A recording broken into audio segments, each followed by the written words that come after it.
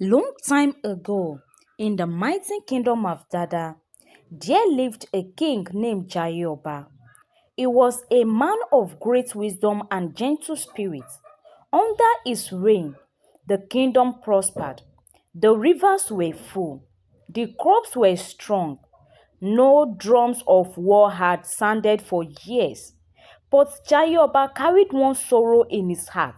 He had no son to inherit his throne. His only child was his daughter, named Princess Ademikpo, a beautiful young woman known across the land for her beauty, brave, and her voice like the morning sun. Serving the king closely was a man named Elder Ige, the king's advisor and childhood friend. But in truth, Elder Ige was a man whose heart burned with greed. A dream of ruling, not throwing honor but through cunning. The king had no son. He was sitting in front of his house one evening thinking, after the king, who is going to take over the throne? He sat thinking deeply. I have to make some decision. I must do something before it's too late. My son must get married to the princess so that my son will become the next king. To bring his thinking to reaction, he went straight to the palace the next day. He sat beside the king. My king, he said, may you live long. There is something I wanted to discuss with you. I want to tell you, you know we have been coming for a very long time now. I knew you very well, and you knew me. So I want our child, like I mean our children, to marry each other. The princess and my son, let them get married to each other. But the king did not even think twice. He quickly agreed. What are you saying? You don't need to tell me first. Power lies in your hands to make that decision if you want to. Elder Ige was very happy. He went straight back to his home. He called out his son and sat him down. You will marry princess. Once you are prince, the crown will come to us. Then you will become the next king of our village. His son, proud and arrogant, agreed without question. Father, you mean I will become the king? Wait, how is that possible? Then his father replied, don't worry. Don't you know the king did not have a son? So if you marry the princess, then you may probably be the next king. Not even doubt. They will definitely choose you as the next king. Father, I believe that princess. She won't resist me. What else can she do? His father replied. Back in the palace, the king called his daughter and told her about the preparation of her marriage with Edaige's son. However, she never argued with her father. She accepted. Then one evening, Princess Ademikpe decided to visit Chief Edaige's house. On getting there, Princess Ademikpe sighted a slave in Edaige's house. In that moment, she lost control of herself. She looked at the slave with love, and immediately she fell in love with his slave. That night, she couldn't sleep. The only thought that ran through her mind is about the slave. How can that handsome boy become a slave? How did it happen? What about his parents? How am I going to get close to this man? That night, she couldn't sleep. Back in Eda Ige's house, Botun had been brought when he was just 8 years old. Since then, he had served in silence, fetching water, tending goats, planting yams, and sleeping beside the heat. But unlike Chief Edaige's son, Botun treated everyone with respect. However, Princess Ademikpo's heart was not for sale. She had seen Elder Ige's son, boasting around the palace hall, belittle servants, and parade like a king before any crowd touched his head. Her heart instead was drawn to someone unexpectedly, a quiet, thoughtful young man. Then one evening, Princess decided to visit again. But when she got there, she met no one at home. She met only the servant. That was her opportunity to talk to him. "Are you the only one at home?" she asked. "Yes, my king," he replied with a head bow. "Wow, that is good. I've been thinking how to talk to you, but I think this is the right time." They stood under the mango tree in their compound. They spoke for a while. After that evening, they met again. That small kindness grew into stolen conversations, laughter in the shadow, and eventually a hidden love. They met by moonlight near the river. They dream of life beyond duty and chains. However, no secrets remain hidden forever. Elder Ig noticed the prince's coldness towards his son and the longing in Botun's eyes whenever she visited them. So Elder Ige never thought that the princess and his slave would ever be in love. Then one evening, his son was walking through the village when he sighted the princess and his father's slave. He was surprised. When he walked closer to them, he heard them discussing. "I can't be without you. You are the one my heart beats for. You are the only one I truly love." Then Botun replied, "I can't be with you. We are not in the same level. You are the princess of our village. How did you expect just a maid like me, a slave, to be your husband?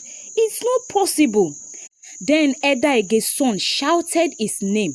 "What am I hearing?" Then he walked back home, feeling furiously. Then he told his father everything that he saw. "What did you mean? The princess is in love with my slave?" Elder Ige thundered through the house. "That wish boy? After all I gave him food, I gave him shelter, and this is how he will repay me?" He stormed into the slave quarter and dragged Botun out by his collar. "You dare touch the princess with your filthy hands?" he shouted. However, Botun never replied him. He simply looked at Princess, who stood frozen, her eyes filled with fear and heart broken. "Get out of my house, Elder Igero. You are no longer welcome here." Botun was beaten that evening, took everything he had used his slave to gather, and cast him into the wilderness. But that was not enough.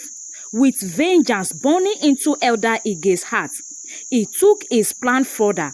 He prepared a special ground of palm wine, laced with poison, and delivered it to the king with a head bow. By morning, King Jayoba was dead. The village cried. Drums beat the remnants of sorrow. The sky seems to darken with grief. However, Elder Ige heart beat fast for power. He summoned the elders. "With the king gone and no prince to succeed him," he said, "the princess must marry my son. Then he shall be crowned as king, as the gods usually intended." The elders hesitated. However, Elder Ige had long wrapped many in his favor. The date was set for the coronation. The princess remained silent, grieving not only for her father, but also for Botun, whom she believed was lost forever. Botun, who was a slave, he didn't know his parents. He didn't even know where he was coming from. He had nowhere to go. He had nowhere to run to. Then he built a small hut in the bush and started living like a monkey. One night, Botun really missed the princess, so he decided to sneak back into the village at night. He stood at her door and called her out. She was very happy and surprised. "Where have you been?" the princess asked. "Inside the bush," he replied. That night, she sheltered him. But by dawn, the princess led him back into the bush and found out where he was living. Then came the day of the coronation. The village square overflowed with people, drummers, dancers, elders, warriors. Elder Ige's son stood in golden clothes, puffing his chest with pride. His father stood beside him, already imagining the throne, already thinking how his son would be the king. But before the prince could speak, a strong wind blew through the square. The scarce staff in the prince's head began to tremble. The prince raised his hand. "Wait, the gods have spoken." Everyone felt in silence. "No crown shall be placed today," the prince declared, "not until the one unjust cast into the forest is returned. Bring forth the slave boy, son of the soil." The elders stood in disbelief and confused. "Prince, we don't understand what you mean by that."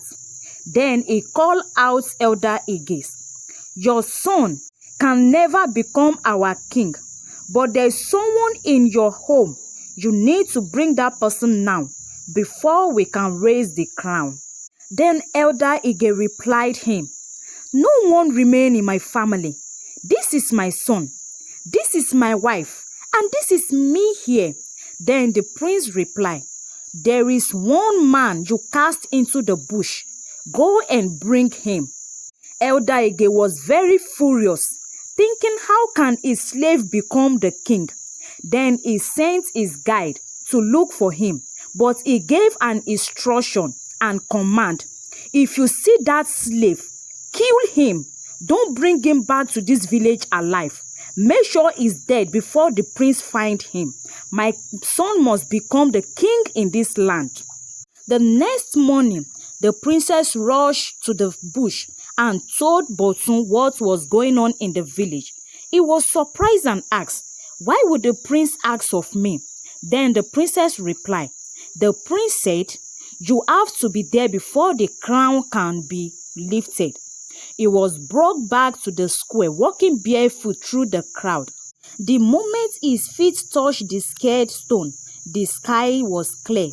Bells sang.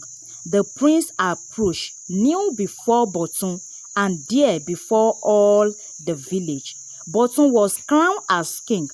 By the will of the gods, the prince cried, "The true heart has been revealed. The one who was once a servant shall now serve the people as their ruler." Princess stood forward with tears in her eyes. Botun opened his arm. The people wept in joy. But Elder Ige stood trembling. His word shattered. "A slave can never rule over me," he said. He eased and walked away. That night, unable to bear the shame, Elder Ige drank the same poison he had once given the king. His body was found the next morning, lifeless and alone. The elders gathered and declared, "For betrayal and bloodshed, the house of Elder Ige shall be no more." His son was stripped of his title, and his entire family was banished from the kingdom. Under King Botun rule, the village of Dada flourished again. He ruled with compassion, humility, and justice. He never forgets the shame he once wore, and he broke them for others. And by his side stood Queen, not just as his lover, but as his equal. In time, songs were sung of the slave who became king, and even today, travelers still visit Dada to see the status in the palace square. A young man in plain clothes, holding a crown, a reminder that true loyalty lives in the heart, not in blood. Thank you, bestie. Kindly share your thoughts with me in the comment section. What lesson did you learn from this story? Share this story with your loved ones. And please subscribe to this channel if you've not done so by now. Until I bring another story your way. Love you, bestie. Bye.